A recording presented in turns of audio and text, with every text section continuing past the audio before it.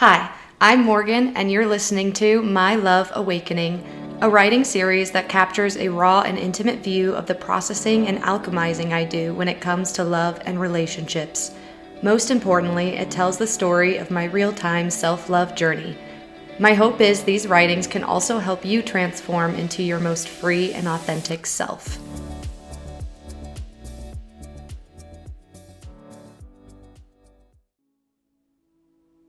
Vulnerability is bursting out of me. I'd been bottling up my emotions and they could no longer be contained. Tears running down my cheeks, I share more of my heart with her than ever before. I'm looking into her green eyes. Her eyes have a slightly different tone to them.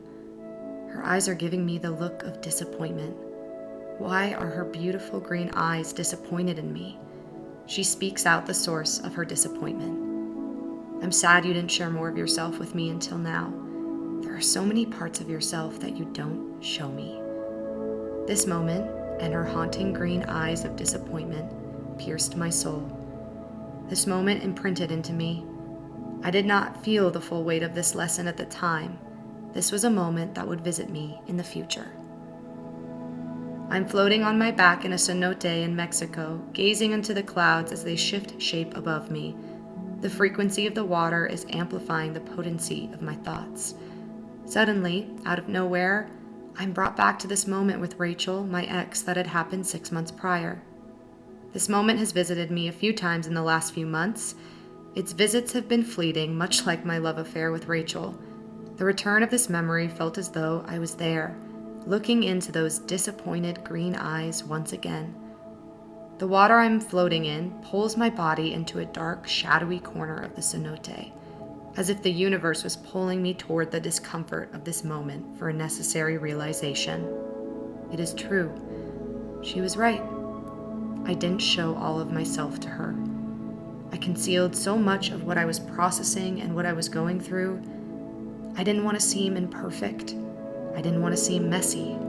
My subconscious had equated this with being unlovable or undesirable. As I look up at the shape-shifting clouds, experiencing a drop in temperature as the water pulls me further into this dark corner, I can't help but feel a wave of regret. I wish that I had shown her more of me. If I ever had the opportunity, I would show her more of me. As I'm living in a reality where that won't be, the real reason this moment is returning to me is because she was a messenger to my soul. Her soul was sending my soul a message.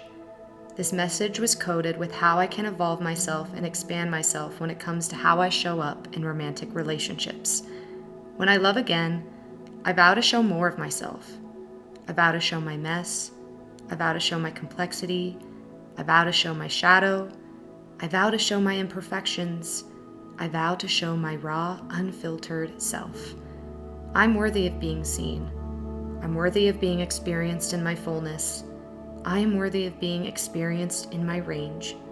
Not only am I worthy of it, the people I love want to see it. The people I love want to see more of me. And truth be told, I want to see more of them. I recently had a lot of beautiful quality time with one of my best friends, Jess. In this time that we spent together, I noticed this pattern when Jess had an uncomfortable experience or a difficult emotion surface. She would excuse herself. Perhaps she was triggered by something that was said. Perhaps a bitter memory came to visit the taste buds of her mind. I observed this pattern where Jess would quickly close herself behind curtains. Behind these curtains, she would use tools to process what she was going through. It was incredible and very important that Jess had those tools to process on her own, and I was sad that I didn't get to experience her in her fullness. I was sad she wouldn't invite me behind the curtain to support her in her process and witness her in her process. I was sad that she was hiding parts of herself from me, displaying only carefully selected parts of herself, courtesy of her subconscious, hoping to not burden others. I wanted to see more of her, so I asked. I asked her if she'd be willing to show more of herself to me. I want to see you in your process. I want to see you on your hands and knees wiping up the mess. And sometimes, with your permission, I want to get on my hands and knees and wipe it up with you. I don't want to only see you once the mess has been cleaned up. Now she shows me more. I show her more. And because of that, our friendship has grown even stronger. The people who love you want to see more of you. Invite them in. You're worthy of being fully seen in all your complex, complicated, compelling glory.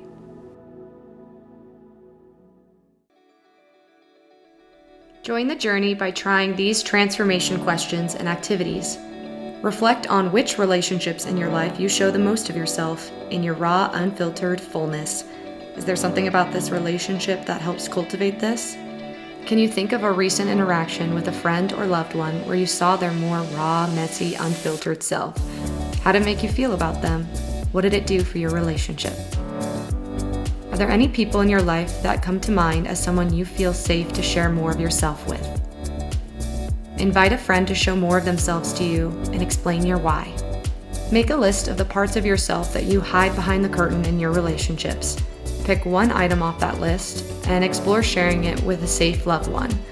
Here's a personal example. I feel embarrassed that I call myself a writer, and sometimes I'm so scared to share my writing. So I'm going to speak that out to somebody that I love.